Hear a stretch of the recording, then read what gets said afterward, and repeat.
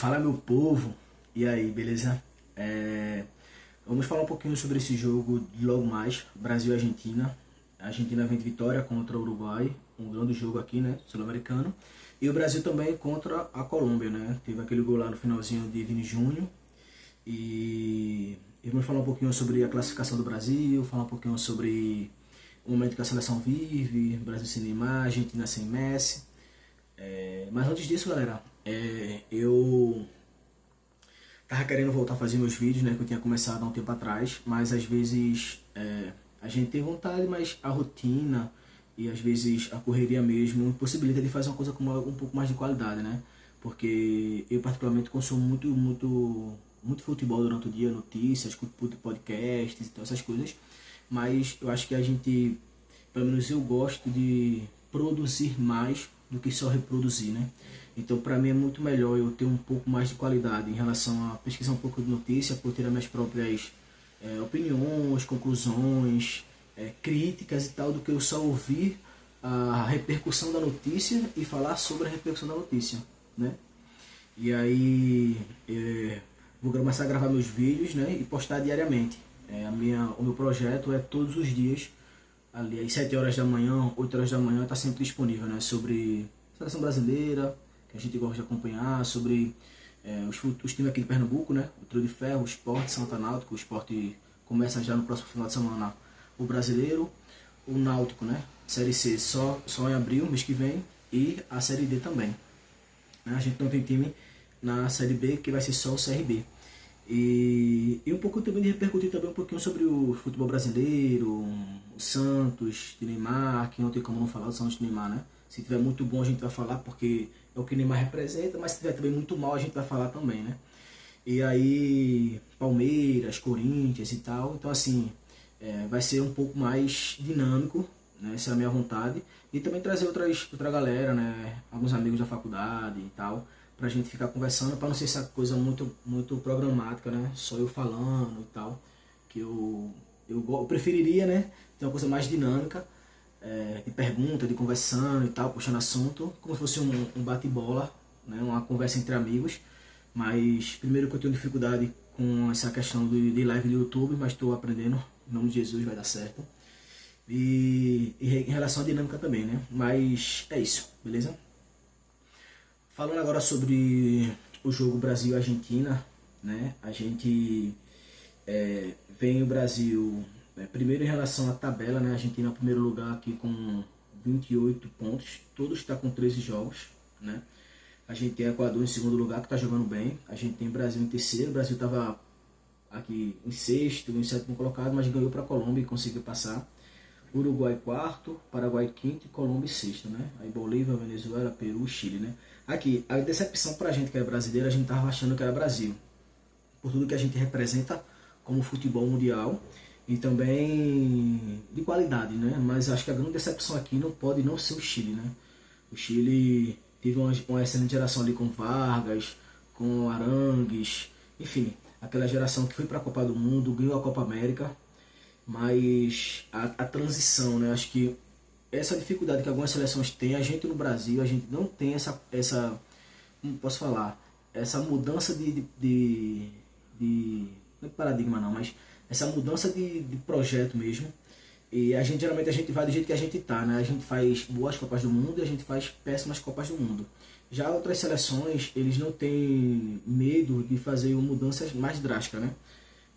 A Alemanha, por exemplo, foi campeã em 2014, né, aqui no Brasil, mas em 2010 ela levou um time base, então o time titular dela, os campeões e tal, ela afastou vários, só foi Schweinsteiger, Philipp Lahm e tal, só as peças centrais, né?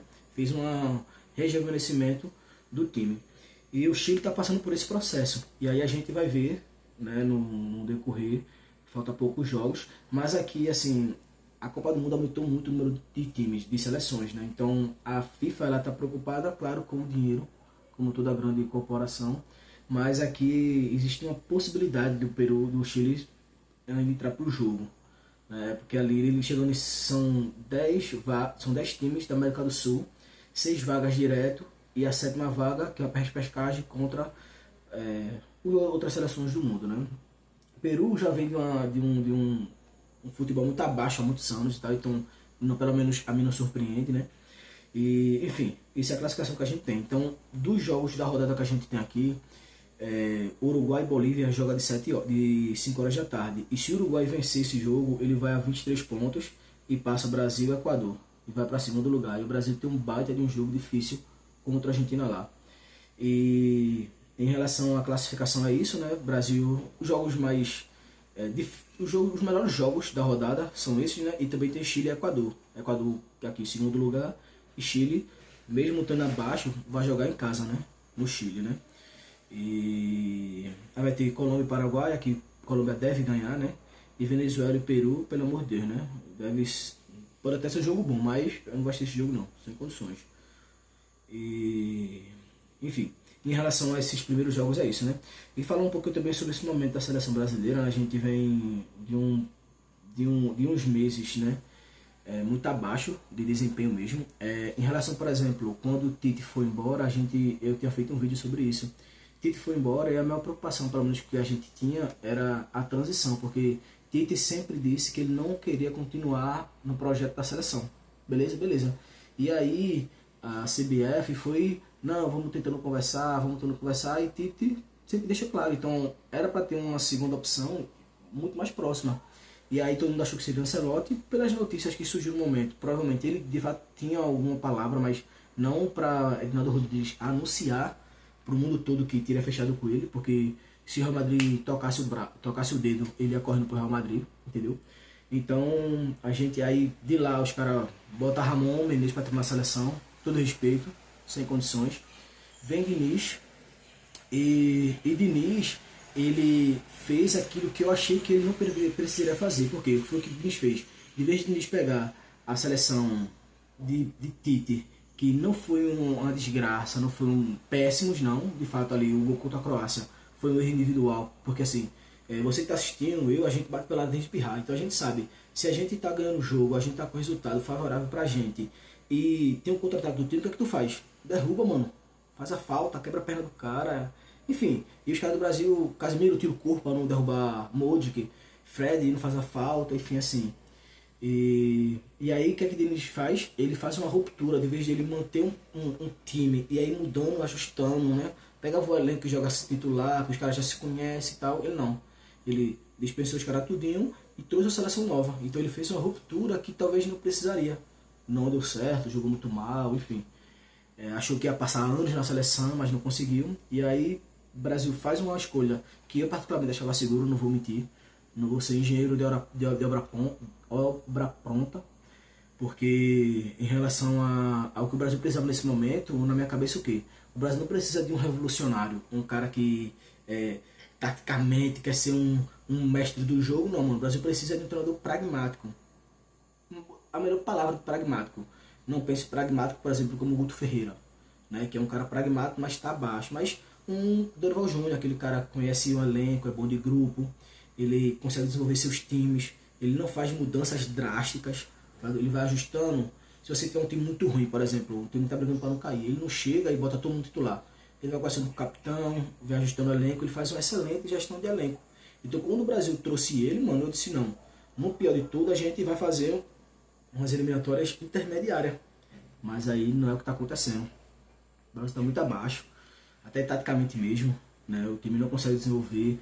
Por exemplo, a gente teve o meio campo, o Brasil jogou contra a Venezuela, mano, a gente teve Bruno Guimarães, a gente teve Paquetá e pá, então assim, com todo respeito à Venezuela, que é uma seleção profissional e tal, mas o meio campo que a gente tem e tinha era para pelo menos envolver a Venezuela, né? Troca de passes, movimentação, profundidade, ou perde e marca lá em cima, né?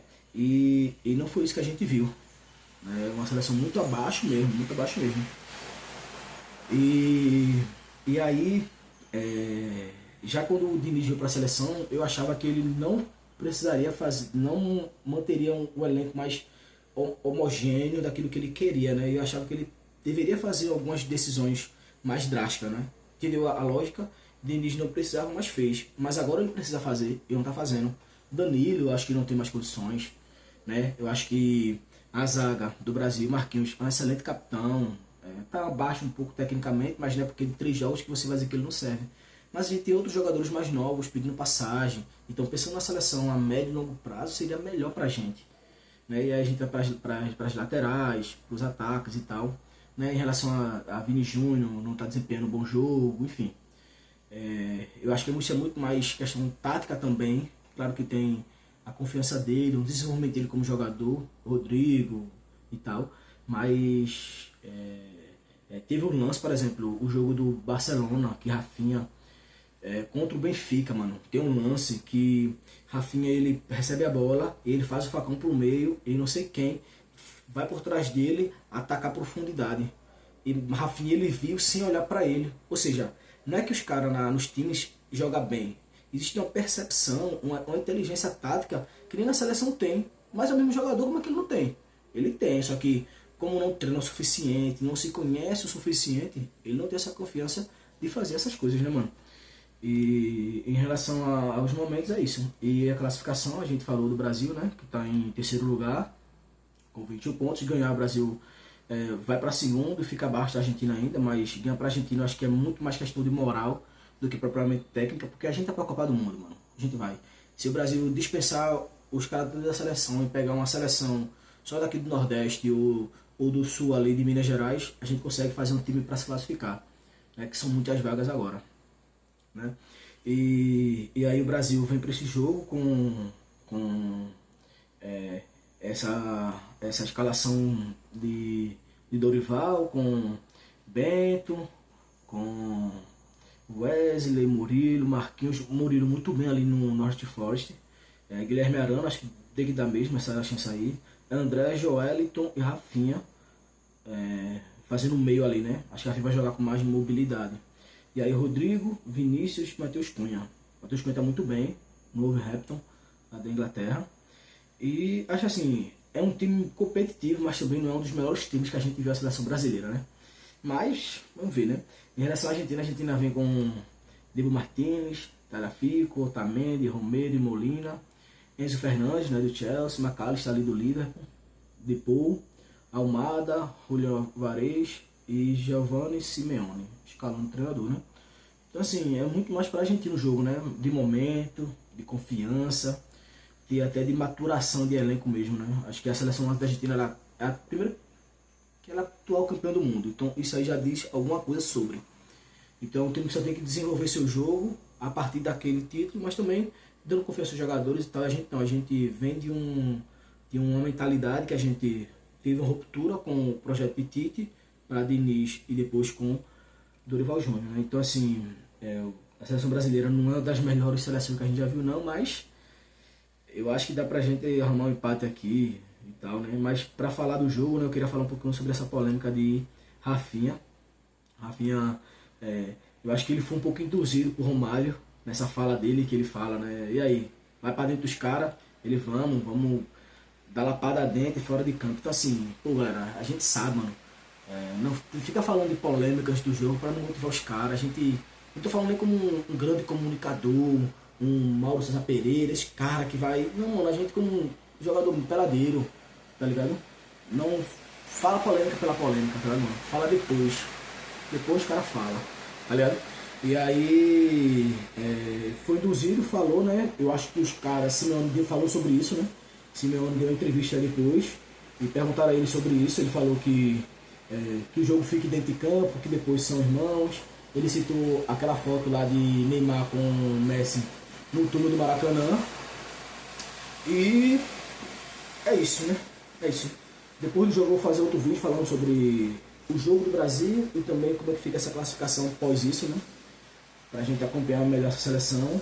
Mas eu acho que o Scaloni ele foi vendo a entrevista porque ele tira pressão, né? Em vez de ficar remoendo a polêmica, falando, ele dá uma acalmada, fala que dentro de campo é leões, é guerra, mas fora é amigos. E fala da foto do Neymar com o Messi e tal, porque a gente sabe que já é um jogo muito duro, muito truncado, muito tenso. Se colocar um gásinho, mano, vai explodir, né? E tomara que Rafinha, ele falou isso pra atiçar o jogo, mas quando começar o jogo, ele tem uma maturidade, né? Os caras podem provocar e tentar ele de jogo, e aí ele se perder, tá ligado? Então, é isso, beleza? Galera, curta o vídeo aí, dá esse like aí no vídeo, compartilha, para o próprio algoritmo indicar para mais pessoas e a gente conseguir de fato a médio e longo prazo desenvolver nosso trabalho, beleza? Valeu, tamo junto.